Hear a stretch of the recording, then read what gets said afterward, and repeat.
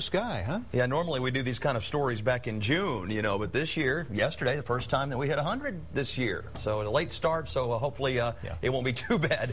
Once we get through the next 30 days, we'll be looking pretty good. Let's take a look out there right now at the numbers for today. In case you missed them earlier in the broadcast, I wanted to show you one more time. 101 is where we have topped out today at Camp Mabry. 98 degrees at the airport. Yesterday, the first day that we actually reached 100, and it was actually 102 at Camp Mabry yesterday. Strong high pressure finally suppressing the amount of evaporation really from the soil and the vegetation that has been so greened up here from all the rain that we saw over the spring and summer. That had been knocking our afternoon high temperatures down on a consistent basis, but again, the high pressure ridge over Texas right now is so strong that it has overcome that, and as a result, temperatures have topped the triple digits and likely will, we think, most of the rest of this week, if not right at 100, maybe just above. 99 is where we are currently in the city.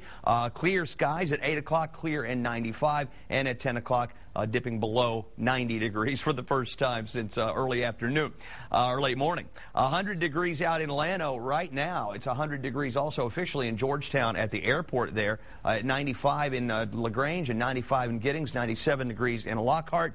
Now, the humidity could be worse. In fact, the humidity just adding a degree or two in terms of the heat index this afternoon. 104 in LaGrange, 103 out in Llano. We've had days that have felt hotter than today. The air, again, just a little bit drier. 99 degrees right now in the city. At the airport, it is still 98 degrees. Skies are sunny. And there's the difference, the humidity, 27%. That's not too bad, 31% out at ABIA. Winds are variable in the city at 7 miles per hour. At the airport, we have a south wind at 10. Sunset at 8:23 tonight. Well, fall elm showing up now in the pollen count. It's just been mold all summer long. 4,142, though, on that mold count today. It is still real high. Our allergy forecast for Tuesday, molds will still be high and fall elm will be low. That mold count may come down a little bit, though, tomorrow.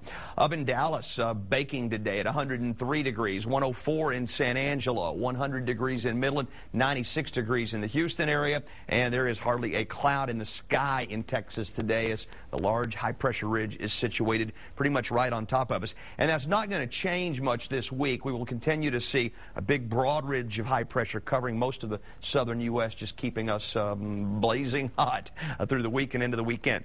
We do have some new activity out in the tropics, in the Atlantic. You're looking right there at Tropical Depression number 4. It formed today. Now, the forecast for this system, it's a real small system, are that the conditions won't be that favorable for significant strengthening, although the National Hurricane Center does bring it to a tropical storm tomorrow, and then carries it off to the west and then west-northwest, maybe up toward the east coast of the U.S. As we approach the weekend and through the weekend into early next week. But notice the National Hurricane Center never even forecasting that it reaches hurricane strength. So we'll keep an eye on it, but conditions are not ideal out here for strengthening. In fact, some shear out there could actually weaken it here and there as it travels to the northwest over the next several days.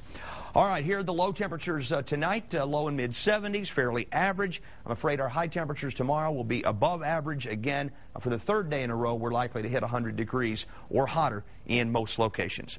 The dry air should keep our sky clear tonight with a low of around 75 degrees. South winds at 5 to 10. Tomorrow, let's go 102. The sky should look very much like it has today, and not much help with the south wind only at 5 to 10 miles per hour. On the 7-day forecast, don't see any reason really why we should dip it below 100 or 101, not only through the next 3 or 4 days, but right on through the next week. We may see triple-digit readings each and every day. Robert?